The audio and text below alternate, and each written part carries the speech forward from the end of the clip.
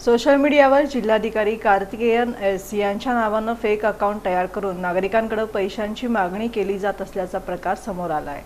Social मीडियावर सोलापूरचे जिल्हाधिकारी कार्तिकेयन एस यांच्या नावानं बनावट अर्थात फेक अकाउंट तयार करून नागरिकांकडे पैशाची मागणी केली जात असल्याचा प्रकार समोर आला आहे। याबाबत जिल्हाधिकारी कार्तिकेयन एस यांनी नागरिकांना सतर्क राहण्याचं आवाहन केलं आहे।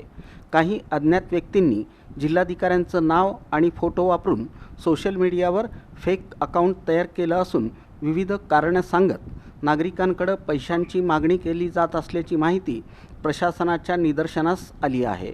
या प्रकारामुळे नागरिकांची फसवणूक होण्याची शक्यता असल्यानं प्रशासनानं याची गंभीर दखल घेतली आहे। जिल्हाधिकारी कार्तिकेयन यांनी स्पष्ट केलं की प्रशासन अथवा मी स्वतः कोणाकडेही सोशल मीडियाद्वारे पैशांची मागणी करत नाही, त्यामुळं अशा प्रकारच्या फेक अकाउंटवर विश्वास ठेवू नये। नागरिकांनी कोणताही आर्थिक व्यवहार करण्यापूर्वी खातरजमा करावी, तसंच संशयास्पद संदेश, कॉल किंवा सोशल मीडिया अकाउंटपासून सावध राहावं असं आवाहन प्रशासनाच्या वतीनं करण्यात आलं आहे।